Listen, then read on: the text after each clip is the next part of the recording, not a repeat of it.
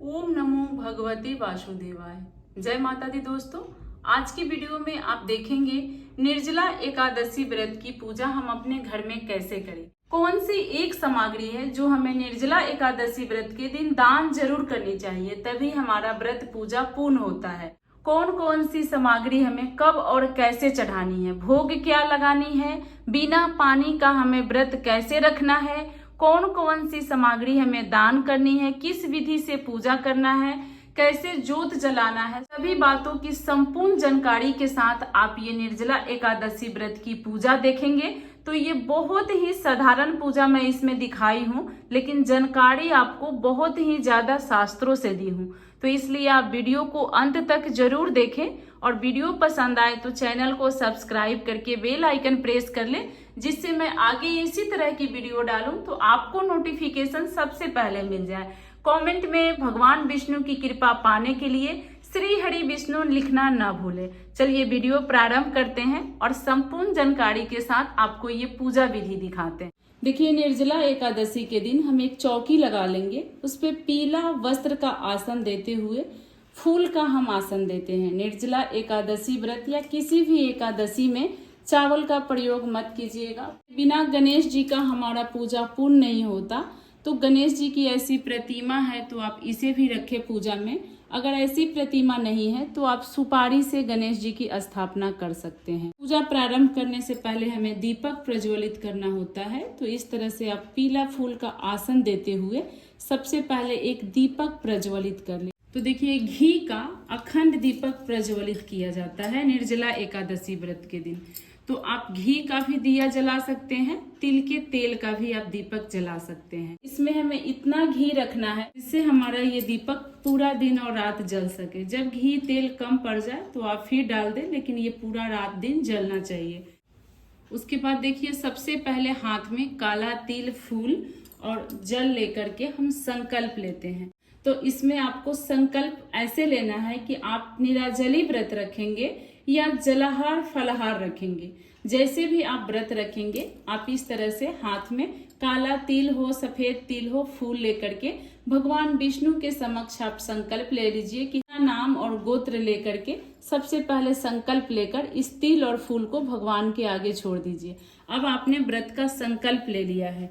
दूसरा संकल्प हमें गणेश जी का लेना होता है। तो फिर आप हाथ में फूल और काला तिल ले लें, इसमें जल ले लें और गणेश जी के समक्ष आप संकल्प लें कि हे गणेश जी, मैंने निर्जला एकादशी व्रत रखा है, आप अपनी कृपा दृष्टि दर्शाए रखिएगा, मेरी व्रत पूर्ण करवाइएगा।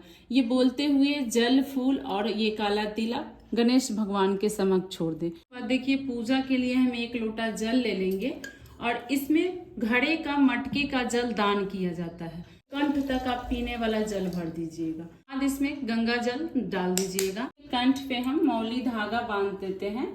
मटका का जल दान करने से बहुत ही शुभ होता है। हमारे ग्रह में, हमारे घर में शांति बनी रहती है और जब हम मृत्यु के पश्चात अगला जन्म लेते हैं तो हमारा मनुष्य का जन्म होता है, भगवान विष्णु के लोक की प्राप्ति होती है। इसीलिए जल से भरा मटका दान किया जाता है।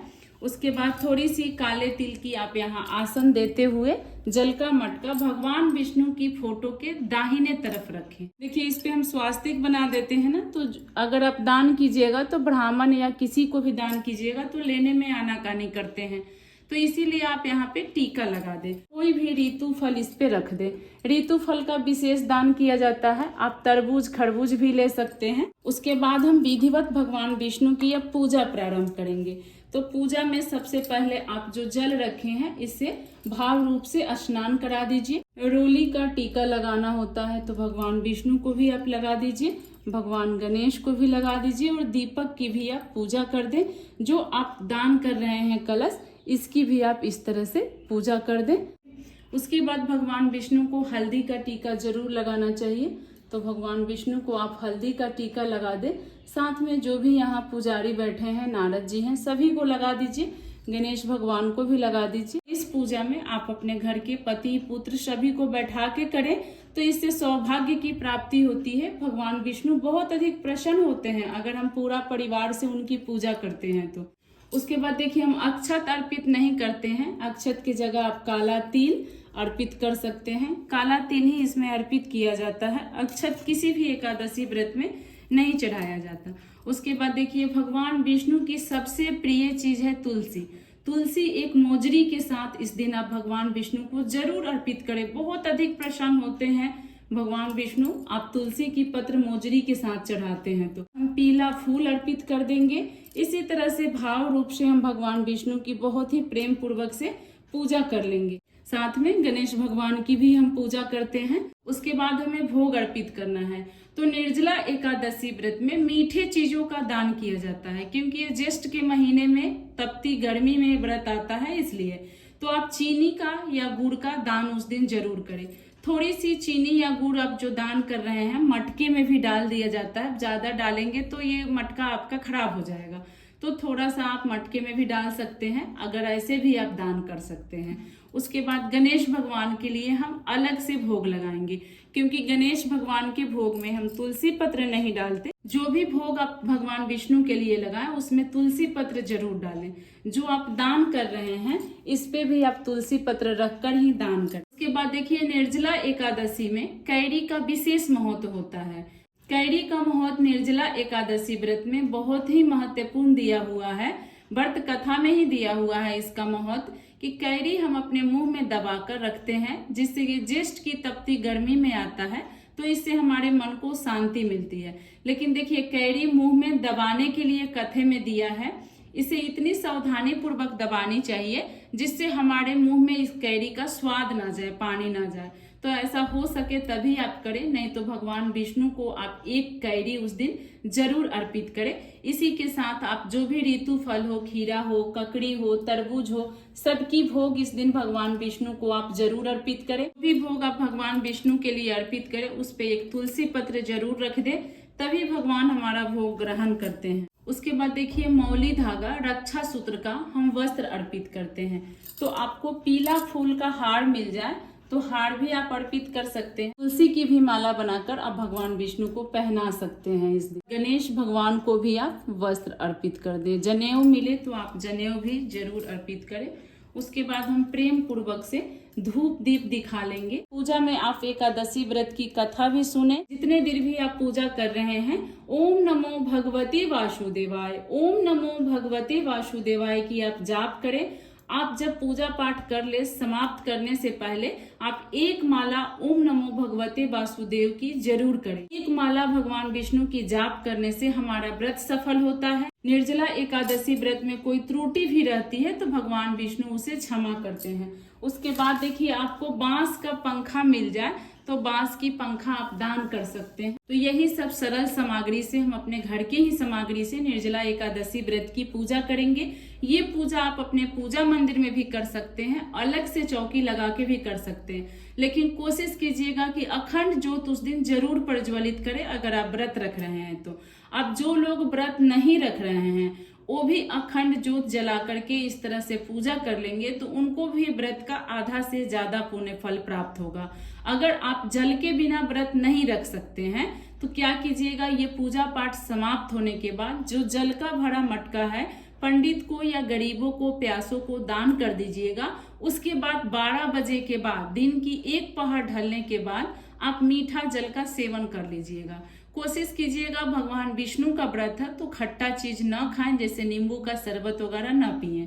मीठा चीनी पानी का शरबत आप पी सकते हैं। और फल फलहार आप करना चाहें तो कम कीजिएगा। अगर आपसे निर्जला नहीं रखा जाता है तो कम फलहार खाइएगा, जैसे एक बार ही खाएं। कुछ भी खाना है तो बार बार मुंह जूठा न करें। जल भी पीना है तो कम से कम पिए, जितना में हम बर्दाश्त कर सकते हैं। देखिए, व्रत का नाम ही होता है तप करना। अगर आपने तप नहीं किया तो व्रत कैसा है। तो जितना आपसे हो सके उतना आप जरूर करें। के बाद हम इस तरह से, इसी दीपक को मैं उठा के आरती कर रही हूँ। आप लोग चाहें तो कपूर प्रज्वलित करके भी आप आरती कर सकते हैं प्रेम पूर्वक। ओम जय जगदीश हरे, स्वामी जय जगदीश हरे, भक्त जनों के संकट क्षण में दूर करे। ओम जय जगदीश हरे। उसके बाद हमें प्रेम पूर्वक गणेश भगवान की भी आरती जरूर करनी है। तो जय गणेश जय गणेश जय गणेश देवा, माता जाकी पार्वती पिता महादेवा। इसके बाद आप इस जल को लेकर के 3 बार यहाँ आप जल वार दीजिए। जल वार देंगे तो आपका पूजा समाप्त हो जाएगा। तो इसी तरह से हम निर्जला एकादशी की बिल्कुल सरल और साधारण पूजा करेंगे अपने घर में। तो फ्रेंड्स, आपको वीडियो कैसी लगी कमेंट करके जरूर बताइएगा। थोड़ी भी वीडियो से आपको कुछ लाभ मिला हो तो कमेंट में श्री हरि विष्णु लिख करके वीडियो को 1 लाइक आप जरूर कीजिएगा। इसी तरह की आसान पूजा विधि शास्त्रों की बातें जानने के लिए मेरी चैनल को सब्सक्राइब कर लीजिएगा। मैं इसी प्रकार की वीडियो हमेशा अपने चैनल पे लाती हूँ। तो मैं मिलूंगी इसी प्रकार की अन्य वीडियो में। ओम नमो भगवते वासुदेवाय।